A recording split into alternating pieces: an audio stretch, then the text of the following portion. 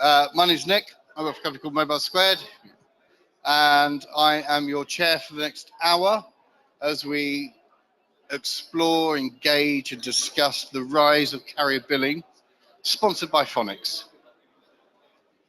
So we've got 5 wonderful speakers for you. I believe 2 are doing presentations, and then we're going to go on to a panel discussion, exploring the opportunities of carrier billing. We want to make this interactive, so we'd like to make sure that you guys have lots of questions for our panel of experts.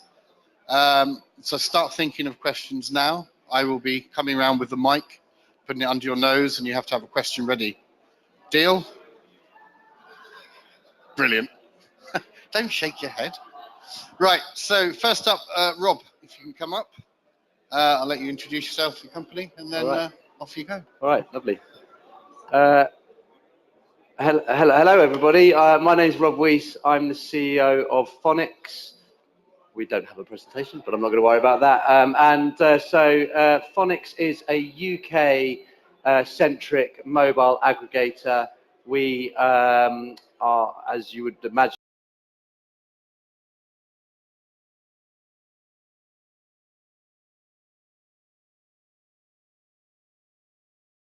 connected to the UK mobile operators. We're one of the newer kids on the block, I suppose, with our connections going in 2013. We've seen quite a dramatic rise in our own billing over the last 5 years. And as it stood, as I looked at the stats last Friday, we've handled about £127 million worth of carrier billing payments over the last 12 months. So to give you sort of an idea of the sort of size and business we do. We're a little bit, being newer kid on the block, I think our mindset has always been, right, okay, you know, we can do a lot of the traditional services and run a lot of the traditional services, but fundamentally, if we're going to try and change the dial and grow the business in the UK, we need to look at payments and be in a carrier billing business in the payments market rather than being a carrier billing business in the traditional sense of going, yeah, we'll do premium rate. And so, you know, I've been in the market in premium rate. I've been coming to these joyous events since 2001, hey, Jarv. And I think it's, from my own experience, and something that I think most of us will resonate in the room, is what I've always found with premium rate is we talk about the industry, premium rate being a product that you sell to customers. What do? We do premium rate. And actually what we don't seem to do very well, and it's, you know, controversial, or it's just a bit of a home truth, I think, because we've all been in it, we've all done it, is we talk about premium rate in that sense. We sell premium rate. We don't seem to think about the products that we sell for it. It almost becomes the next thing we talk about. And that, for me, has been a bit of a stumbling block. It's a stumbling block of culture within the market. It's a stumbling block of culture within the mobile operators. And you know, we've got Caroline from 3 here, and I think it's a real interesting place that Fonix has gone to, whereby you then start going to the payments business, and you see here, we talk about pay by mobile as being a choice that you make alongside other payment mechanisms. So we talk to payment service providers, you talk to payments businesses, you go to merchants that have digital services and they want to sell them via credit card, PayPal, etc., and you try and convince them to use carrier billing. And for us, that's been, you know, our biggest challenge, and I think the market's biggest challenge to move that. And you see what Boku have done, and they talk about the fact that they've gone from, obviously they've had a pile of funding, but they've done a very good job from going from starting up 10 years ago. They talk about they're on a run rate of $3 billion worth of carrier billing at the moment. And I think they very much live in the world of going, well, we are just going to be a payment service provider for mobile billing. And that's, for me, you know, it's a good place to be. We have these incredible brand drivers. Everyone goes, oh, the market's dead. We're struggling with this. We can't sell content. The mobile operators are going to regulate this to death. And I do agree that's going to happen in certain content services, certain types. But the point being is, at the same time that's happening, we've got these unbelievable global, some of the biggest brands in the world starting to take carrier billing very seriously. We know that EE, O2 and 3 have launched Apple with iTunes and App Store. You can pay via carrier billing. in the UK. They're rolling this out mobile operator by mobile operator. Google have it within the Google Play Store. And I think the thing that we need to consider as a business, Fonix isn't going to compete with Boku. We don't have 200 mobile operator connections around the world. We are a UK-centric carrier billing business. We are deep into the UK. We can't play in that app store mentality. We can't win Microsoft, Google, not yet anyway, one day.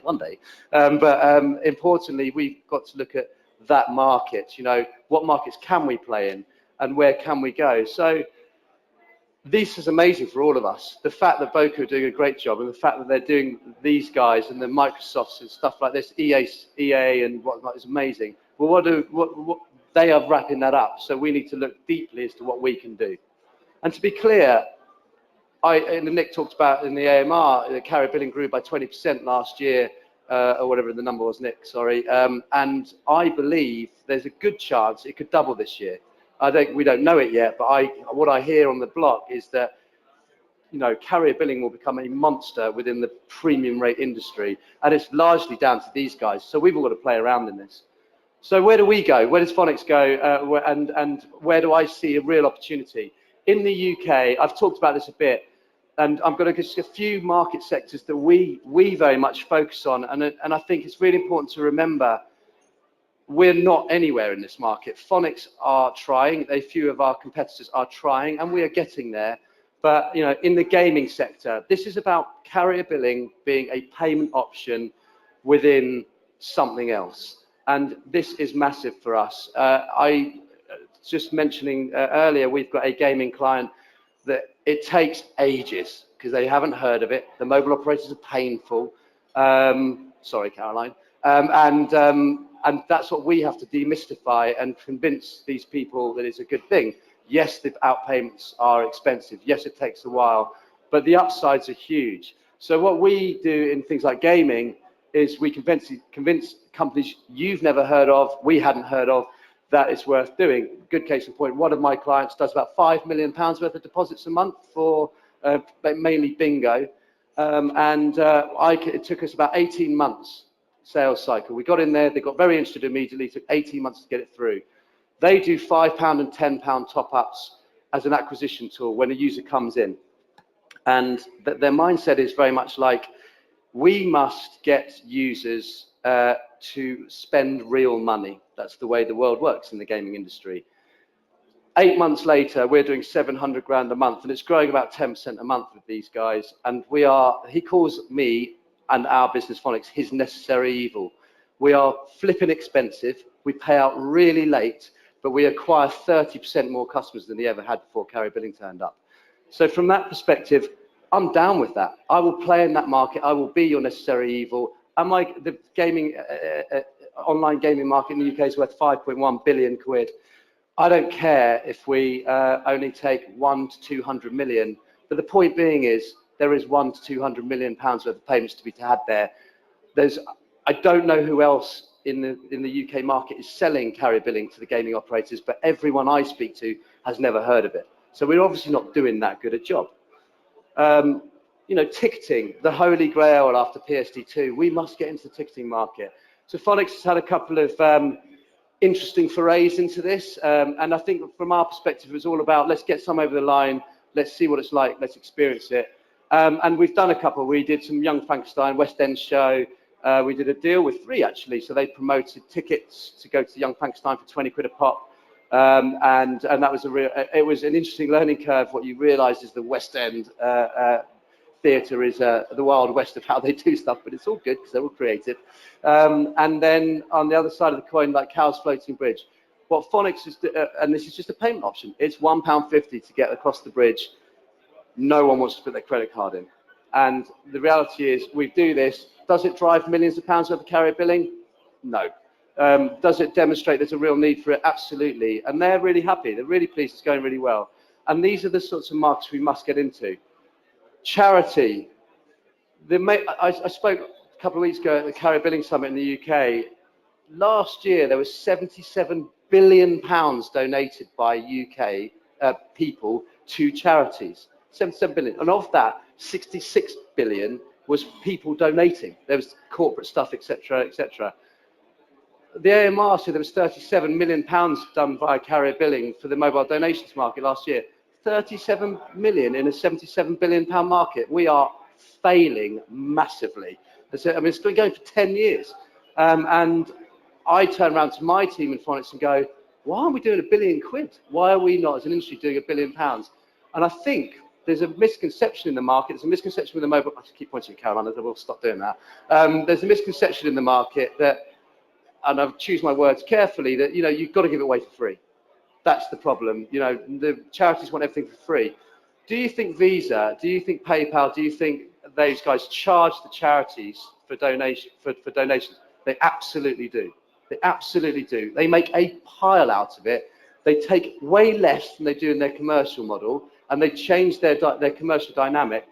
But there is money in that market. The charities expect to be charged. They know you're providing a service, and we know from the work we did with Children in Need last year, when they did the text to screen, and they go online, phone the call center, or text 20 quid. Last year, it's really interesting. The call centers are becoming dead. We all love the VTs of the fact that there's people going, hey, there's somebody there wearing a red nose or whatever it might be. No one's calling anymore. People want to be lazy. We are lazy. The world's gone lazy. Text £20. Just to be clear, we're actually going to do £30 for one of the telethons coming up in November. And now we're challenging the average donation amount that's being done over the phone. 36 to 37 quid is about the average donation done over the phone. If we're doing £30 via carrier billing, we can all of a sudden start playing very aggressively all night long, all day long in that market. And we have to, be careful, do it in the right way, charge. The mobile operators have to charge. I don't expect them to do it for free. And they do. Some of the carriers are now saying, well, we're going to charge. There is a model to commercialize this. But we as a market need to look at this and go, well, hang on a minute, we should all be smart here. We can take £1 billion. The one thing that I love about Telemedia is it has probably some of the best entrepreneurs I've ever seen in innovative, tech savvy, blah, blah, blah. We can do this. And I do believe there's this real opportunity for us all. I've talked about this, but this is where Fonix is. I'm being a bit, open with you guys, but I think it's really important that we think like this. Each one of these markets is worth many billions of pounds. The games industry, I don't know what the numbers are. It's less than £20 million in carrier billing, isn't it? Something crazy, or whatever. It's a bit more. It's negligible. 50 million. Parking, nothing.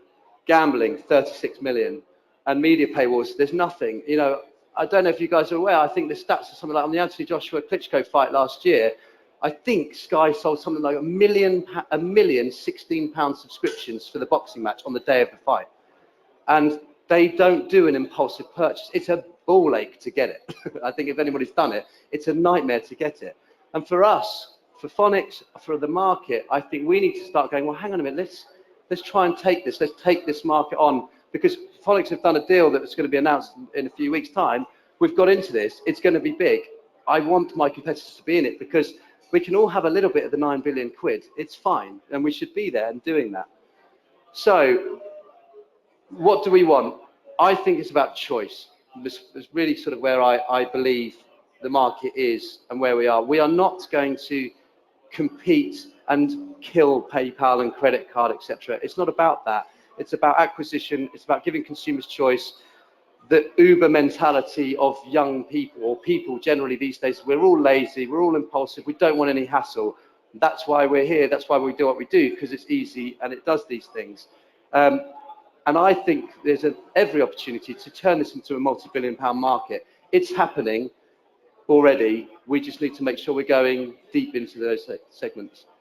And on that note, that's me. Thank you. Do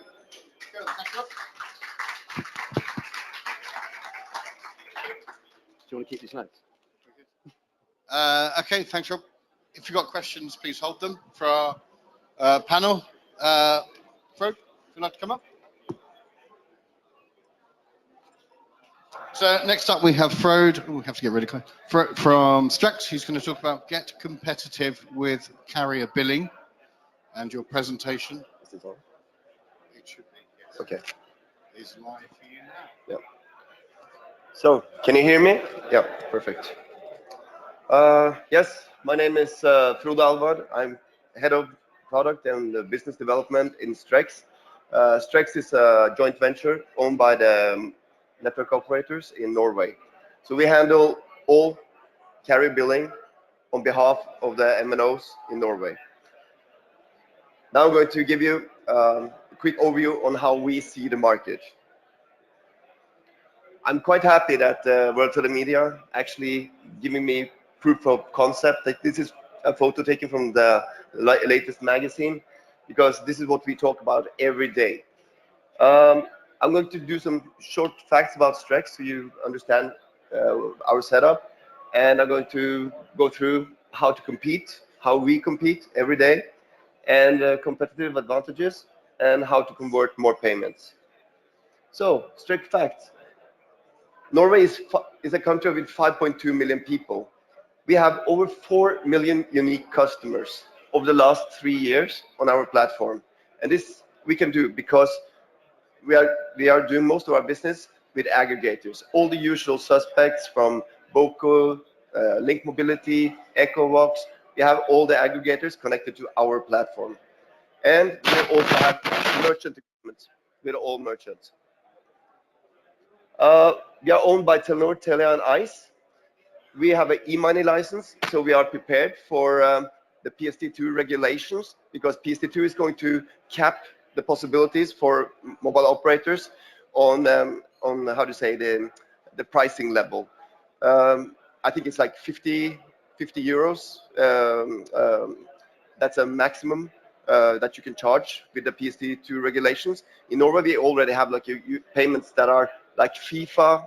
You pay already like 80 euros for a game. So if we then have to go to Microsoft and say, oh, you cannot charge 80 euros anymore. You can only charge 50. This is going to be a problem for us. So we have an e-money license. We can register the users to actually don't be capped by the regulation. With Strex, we cover like all. We have estimated the market to be around 4.5 million end customers, and over 4 million is already using us. And we are a bank-separated ecosystem. If you think about payments today, if it's going to be Apple Pay, Samsung Pay, or the banks, everything is just like credit cards. The carriers actually have their own ecosystem where they actually act and do all the parts of the payment methods. So we are, how to say, an app-free tool, an app-free payment, and we don't have to relate to the banks or the credit cards. We are 9 employees, and we have 100 million euros revenue. And we do that because we do business with the aggregators, because we do business with partners, and also direct merchants. And we have over 700 merchants.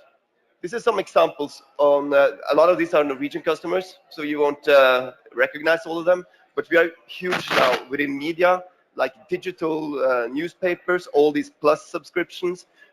We have Charge and Drive, we have sound books, we have music streaming services. I mentioned Microsoft earlier here, we have Google Play, and we will have like adult, like Live Jasmine. We have everything. We don't, how to say, discriminate the types of services that are bought through our platform. So Coca-Cola vending machines, ticketing, we got them all. So how can you compete? The best app you can have today is already pre-installed on your phone, and it's called SMS. And through the SMS, through the chat, the dialogue services, we can enable payments, friction-free. This has been done for so many years. It started with, it was a good example earlier here about the Crazy Frog. It started in 1999. Now, 20 years later, we are still talking about some of the old content providers. It's still doing quiz IQs, test, these kind of services, but we are so much more now. But I think for the carriers to be competitive in this, to actually take the next level, going to like carrier billing 2.0, it needs to be equal pricing across carriers in the same market. It needs to be, I think, one integration.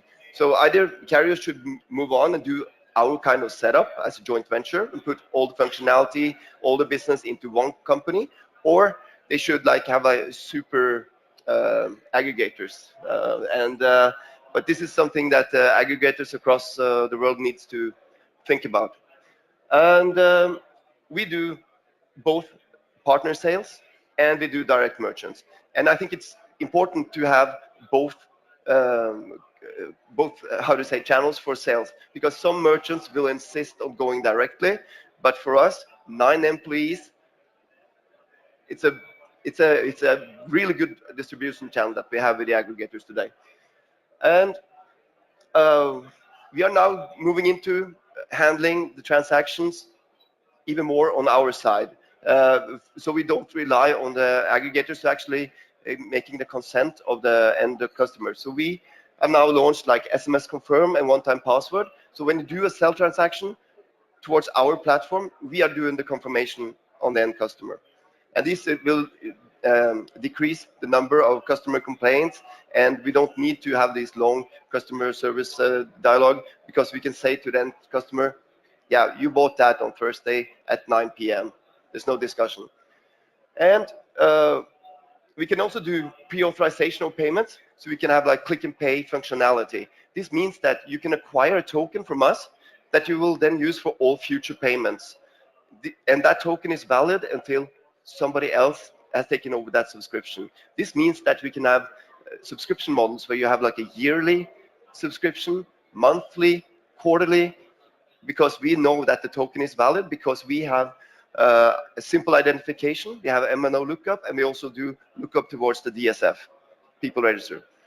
So the operators are trusted providers. It's also in the latest VT Media magazine about the GDPR, who will win this, and I think operators have a huge chance of actually gaining the trust of all the end customers to giving out more information.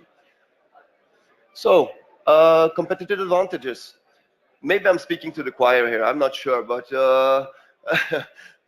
yeah, sorry about my Norwegian here, but subscriptions. We are big on subscriptions. It's like 10. We have subscribers that have been subscribing for services for over 10 years. This is crazy, and crazy good. And we have, as I mentioned earlier, customer knowledge through the MNO lookup and DSF lookup. SMS payment. SMS is the best app. Super easy. We are now introducing also subscription model on our one-click flow. I will show you a short video later. And direct payment that we can do with silent billing, and also with the one-click flow in the ecosystems like we do on Google Play and Microsoft. And then customers get actually a credit up to 45 days before they actually pay their bill. So easy payments, just your mobile number, no additional app or credit card. Payment works independent of like cell phone type, subscription, operator, or operating system. Sorry, my bad English here. And all end customers actually have full transaction. They can log into a transaction list on Strex and can see all their transactions. So how to convert? Utilize and use the network operators functionality. That means that I will show you how we do that for like our way of doing header enrichment and subscription models and securing payment in the transaction. So take complete payment role. So this is how we do header enrichment in Norway now. This is from Red Barna, Save the Children. I'm not sure what it's called in English, but we actually host and own the page 2, so that merchants create the first advertising page. Then the payment is directed to our page 2, so we actually know that the end customers has said yes to terms and conditions to do the payment. So that was me, short. Thank you. Please for right. So now we've got our panel discussion. So you've heard from 2 speakers. We've got 3 more speakers.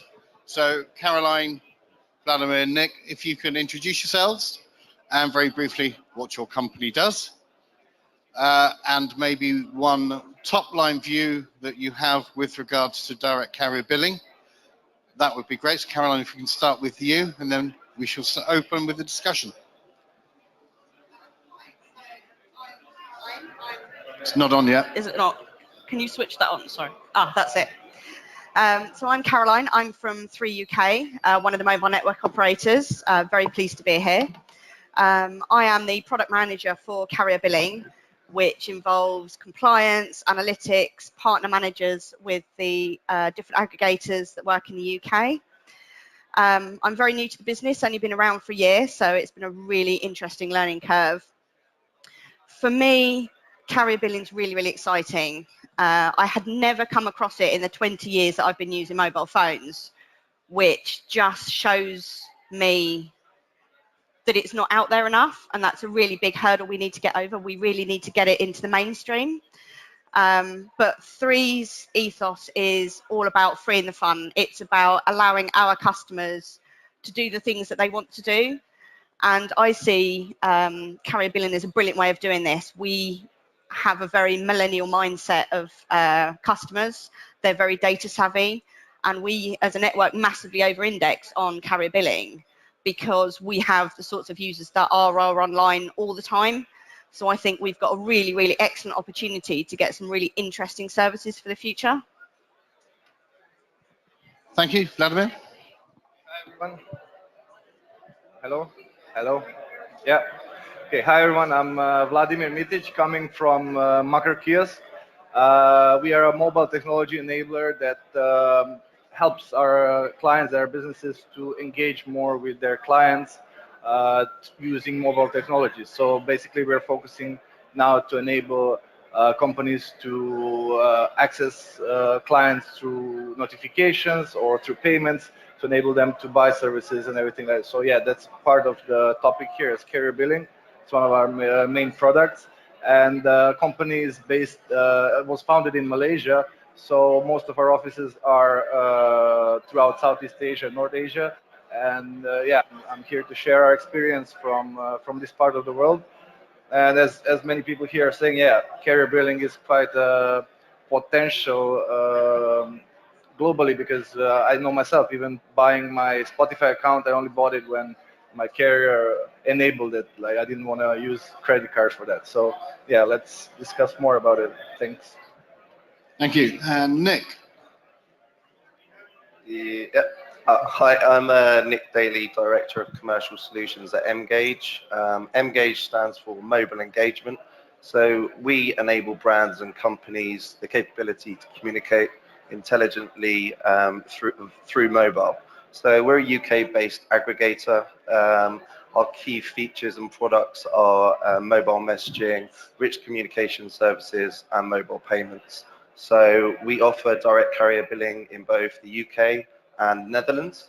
And I think both markets in which we operate are seeing an evolution within mobile billing. I think Rob did a really good job of talking about how brands are now looking at mobile billing. They're certainly starting to have conversations with us about it. So as an industry, it'd be really good if we could all come together and collectively think about the best approach and the unique selling points of the product. Cool. Thanks very much. Caroline? Yes. You said, quote, it's not out there enough with No. regards to carrier billing. Yes. So, as a carrier, as a trusted partner of the consumers, how are we going to get it out there? Is it incumbent on the operator, or do you need your partners to promote it, your merchants? Who should be doing this? Well, the network operators are not going to do like an above-the-line TV advert, because it's quite a small part of the overall network. I mean, it's my whole job, and it is all of us here. But for the whole network, it's quite a small amount. So we're not going to put that much investment in. I think the key will be the services. I think Rob was saying that people talk about flows and they talk about these sorts of things, but what we're actually doing is we're just enabling people to access a service in a really easy way. And I think that's what we need to do. And it's getting those services to the customers and just saying, did you know? And just making that payment option available.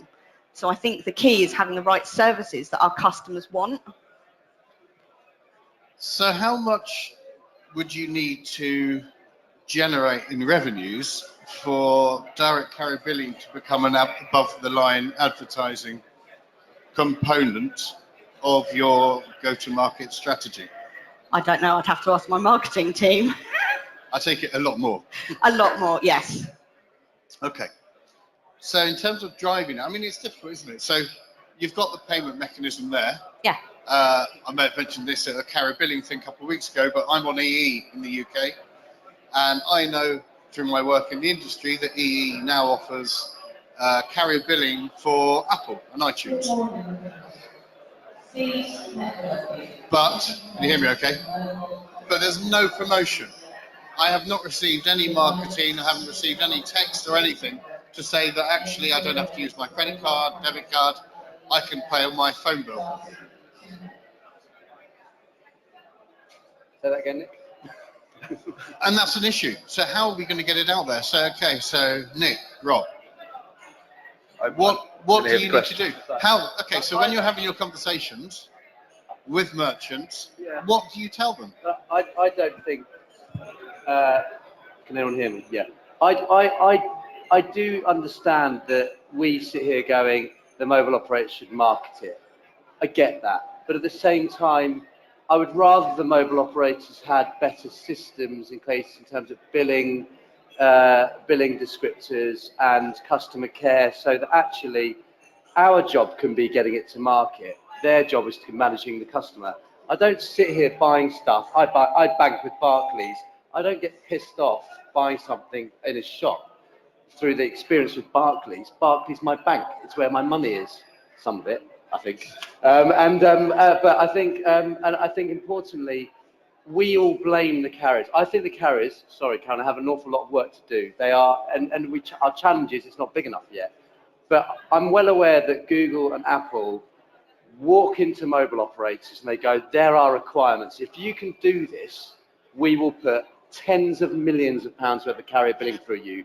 By the way, mobile operator, you are just a utility. So you either have it or you can hop it.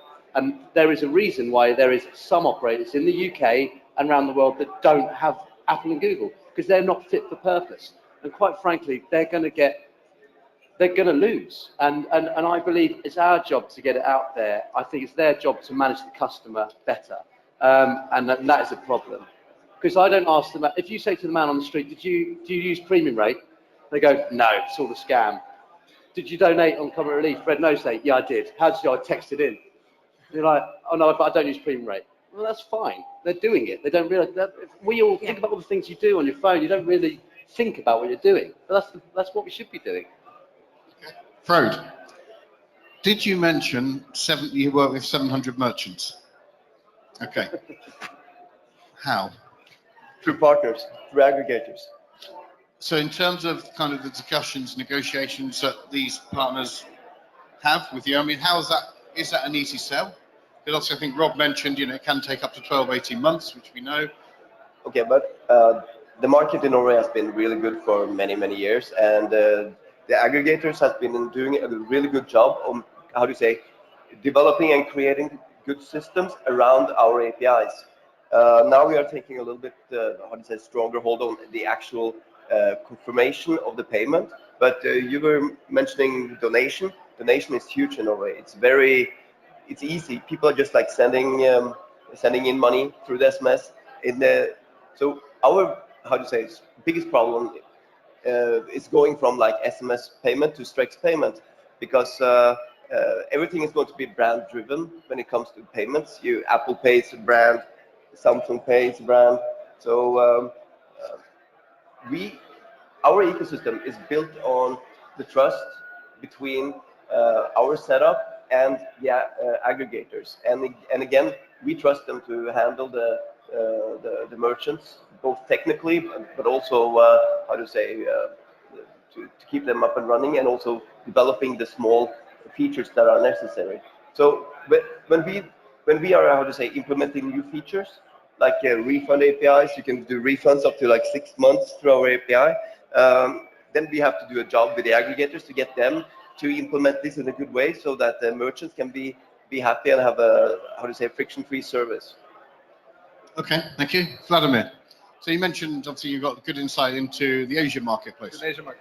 So what are we seeing in terms of adoption? What are the services that people are using, and kind of, you know, is it, in terms of selling carrier billing to merchants, how's that going out there? Okay, so Caroline mentioned that, sorry everyone's, because you're the only telco here, but mentioned that operators are just giving the gateway, and then that's the part is done here. But as you mentioned in your slide previously, is that Japan and Korea are much more advanced to any other part of the world regarding carrier billing, and that's not just because they gave gateway, it's because they actively participated into generating new streams for them. And like when we talk about many other businesses, like they first go with expanding their user base and then start to add new business models in order to earn a different way. But with mobile phones, it's like that's the only thing that you will take to your toilet or everywhere with you. So the operators already have the large user base. And in Korea, what they did is the SK Telecom created their own app store to rival Google. So they start to attract all the big game developers and everyone, just put exclusively into their app store and gave them revenue shares that can rival Visa and Master and all the other payment methods. Well, in many countries we see that operators are still taking 50%, 60%, and their billing platforms are not up to the, as Rob said, up to the user expectations. So I think we both have to merge it together to do stuff like that. So what should the rev share be? What should operators take? Because obviously if you look at credit cards, Yeah. you know where this is going, Caroline. Yeah, thanks. So You know, credit cards, what, 1 to 2%? That should be the target, should it not? Okay, there are things that we also need to take in consideration, especially in the markets where prepaid is dominant, is that cost of the operator to distribute top-ups, POS machines and everything is existent. So I think in Malaysia they told us that 10% is their basic cost. So if we ask 95.5 to the operator, means that they're losing 5%. So even when they're working with Google, I think they're not giving them more than, I don't know, 80-20, because that's the only way they can earn some money and not to be losing. So when we are talking about what to expect, I guess it's going to be like a development curve for, depending on the market. Korea and Japan all have, like, I think almost everyone is using postpaid. I think in Korea you cannot even buy a prepaid SIM card. So yeah, there are things that needs to develop in a market, but I think as long as there are some other aspects like e-license, right? In many countries we don't have, like, telcos are not financial institutions, so they cannot sell physical goods, even though the merchants were willing to, yeah, take 20% off for the convenience of the carrier billing. So yeah, there are a few aspects, but let's say I think as long as there is 80-20, some bare minimum, then you will have a lot more opportunities to sell different stuff. Like in Korea, people are buying coffee on a regular basis using their carrier billing. Yeah. So Nick, I mean, in terms of the content and services moving forward, where do you think that, where do you see the big opportunities? But also, I think, is there a case that for an industry we need to look forward as opposed to looking back? Because obviously some of the legacy of carrier billing, you know, there are issues surrounding that. So how do we move it forward? What are the content services doing that? I mean, that's a really interesting question. I think part of me thinks that the reason we've kind of remained with some of the older content is it's probably an easier sell. Taking this completely new payment solution to these multinational companies and trying to introduce it to them is a challenge. And I think we need to take some of that responsibility as aggregators away from the MNOs. I don't think it's completely their responsibility to do that. We should be the educators, and then the brands themselves should be the educators to their customer base. It's about creating this alternative payment option option that is a convenience. And at mGage, the way we look at it is we shouldn't be looking at it as the payment terms are a limitation. It's not that you're losing 20%, but you're gaining an additional 80% of clients that potentially wouldn't have signed up had direct carrier billing not been a payment option. And we're seeing that consistency both within the UK and the Netherlands. The Netherlands market has recently offered payment customization of the payment pages, and that's really made it a kind of a more attractive proposition to brands. I think before, when we were going with these hospital payment pages, it was much harder to sell. People didn't want to go from their branded websites to these random pages that no one had seen before. But I think we're slowly moving in the right direction. There are still challenges, but you know, as long as we get out there and talk to the right people and communicate the right thing, we will succeed eventually. Sure. Okay. So, Frode, in Norway, typically how long does it take to onboard a merchant? If you've got 700 of them. We can onboard a new merchant within minutes. Minutes. Minutes. We. Are you lot jealous? If you need like a direct payment short number, or if you need like an SMS short number, we have predefined already numbers, so we can enable a new short number within minutes. Okay. And we sign all agreements digitally, and yeah, I think Reka can confirm that we are probably one of the easiest vendors in the market for this.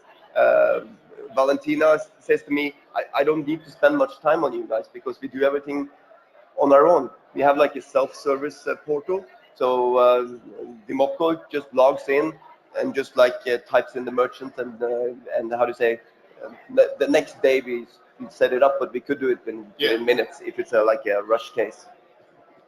So Rob, Yeah.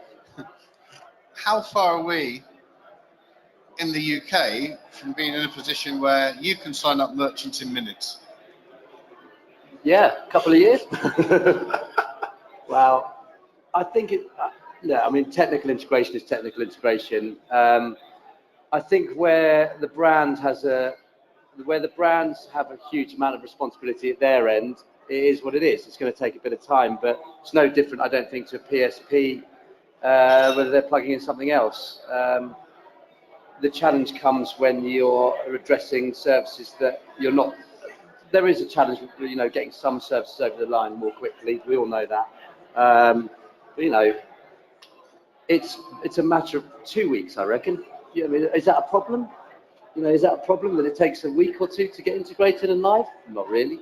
Better than 3 months. Right. So I don't think there's a massive issue in the UK.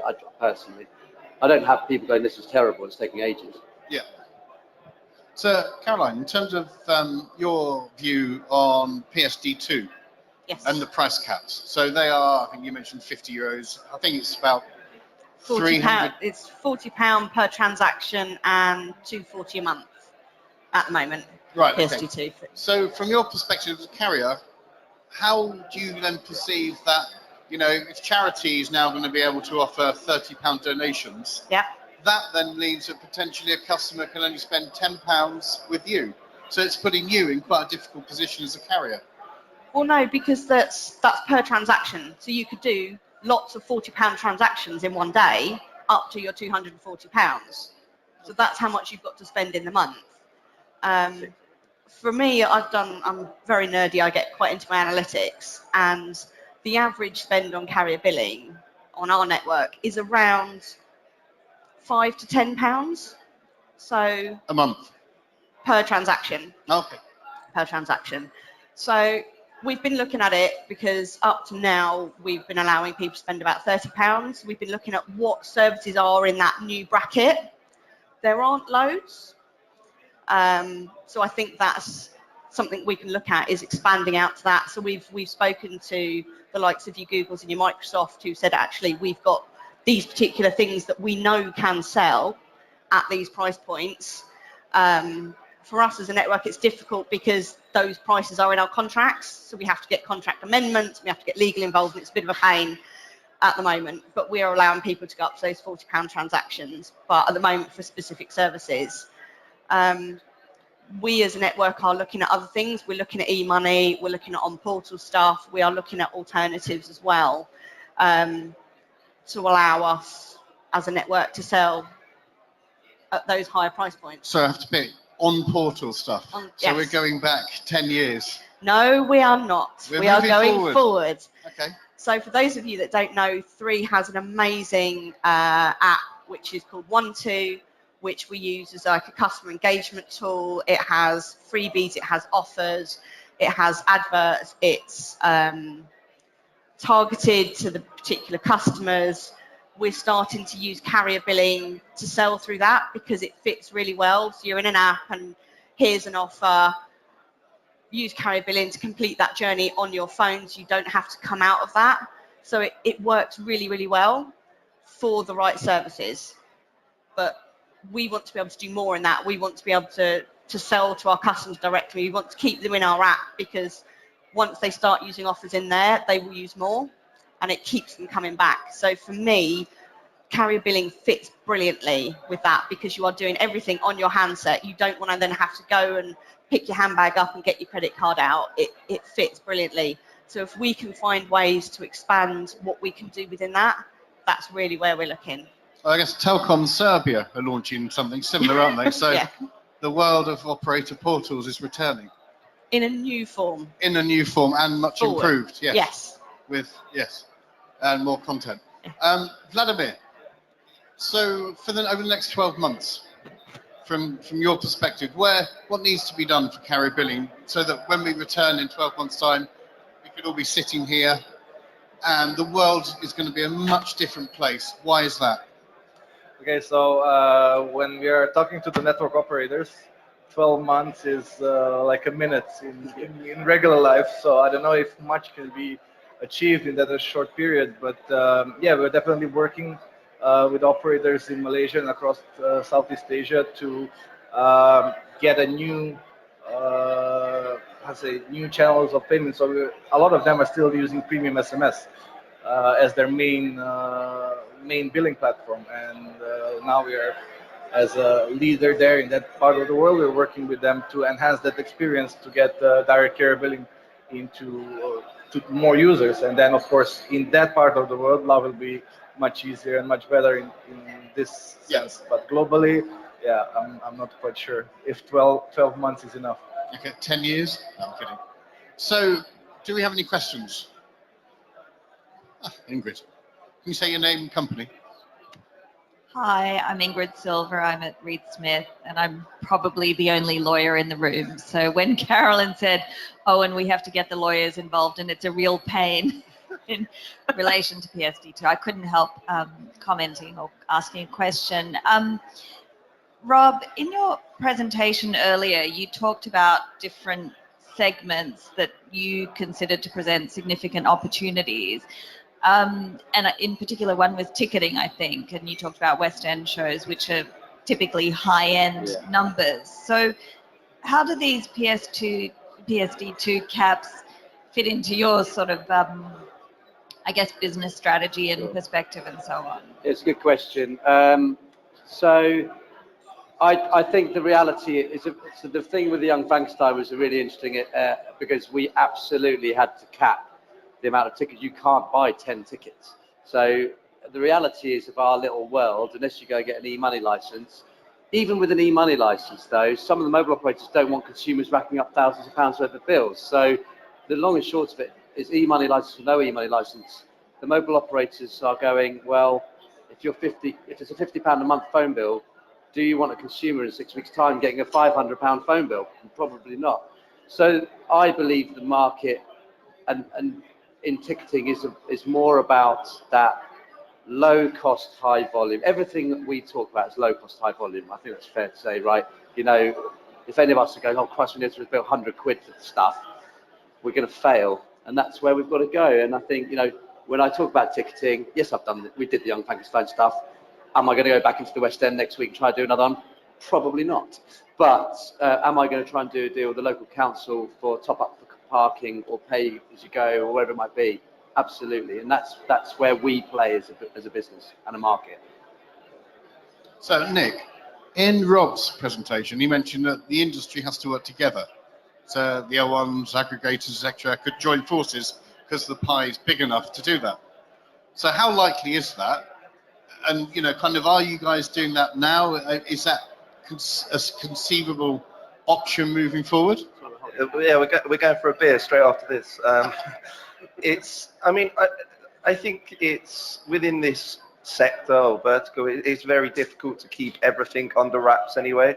And I think Fonix's success, will have a good positive knock-on effect for mGage as well. I think if we go out into the market and talk to these ticketing companies, for example, and say, oh, there are examples in the market, it's only a positive thing. And I think, as Rob mentioned in his presentation, the pie is massive, and there's enough room for all of us. So as long as Fonix doesn't take all of the pie, we're all going to be happy.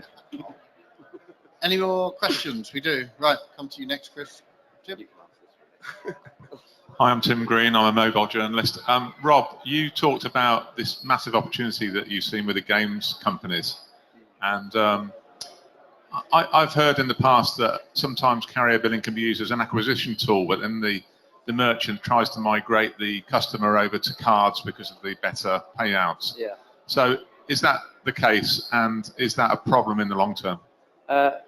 Yeah, so it is absolutely that in some guises. It's so we've got real varying things going on. I've got some clients in the gaming space that put a surcharge on.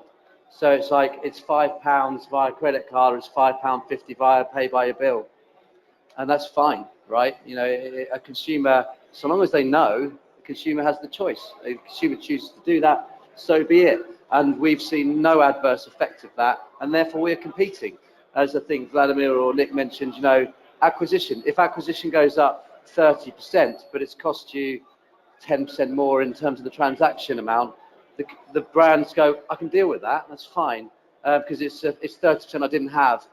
And as I said, one of our clients just calls me his necessary evil, and I don't mind that he spends the next 6 weeks sending messaging through us, which is good, convincing consumers to put their credit card details in. It's fine. I'm down with that. We always retain 15 to 20% of those users. They carry on using carrier billing. So long as the acquisition's coming in the other end, we know where we play. And as I said, and we keep talking about, if we're dealing in a £50 million market, then we're absolutely a bit screwed. But we're not. We're dealing in multi-billion pounds worth of market, and we're doing nothing in it. So the opportunity to grow is huge. Hi, so Chris Newell here. You're talking about the in the Norwegian market about the e-money license. So we've got an e-money license. We've been trying to push it with the UK networks for 18 months. It kind of gets stuck with lawyers, doesn't really get anywhere. It's sort of a lot of conflict going on within the network about what they want to do at any kind of one point in time. So I'm just sort of interested in the Norway model, where you sort of set up with all the carriers working directly. Did you drive the kind of e-money license and the kind of market expansion, or did that come from the mobile networks, so wanting to do something? Okay, the whole reason for the establishment of Strex was because the network operators in Norway was already doing physical goods. So to be able to, it's much easier for the operators to, get an e-money license in a separate company than actually getting a payment license as an operator, because the regulations in Norway, at least, they don't want the carriers to be too strong and both be like a bank and carrier. So for the MNOs in Norway, it was this was the only way of actually being able to process these kind of payments. So that's why we established the company Strex, and as a joint venture. It's not easy having the carriers as your owners, but at the same time, we have now created like a stable market, and we can now register end customers so that we don't need to be regulated by the PSD2 pricing levels, and we can also onboard other sources of funds like our setup today, and customers can choose to Strex invoice or the carrier billing invoice. So and next step for us, once PSD2 regulation is introduced full in the Norwegian market, and the banks will give us the full access. We can also act as a PSP, right? And also do AIS because we have the license and the registration, the strong customer authentication. We can do everything on our platform, and they have to also give us access once the PSD2 regulation is fully enforced in Norway. So we will then be able to be like a PayPal kind of company, because we can handle all kinds of transactions. I didn't hear all your part of your question. It's very noisy here, so I hope I was able to answer. I'm sure you've got an abundance of questions, but I think we're going to have to stop it there. I'm sure our panelists will be around and open for you to go up and asking them lots of questions. But in the meantime, please join me in thanking them for their time. Thanks, guys. Thank you.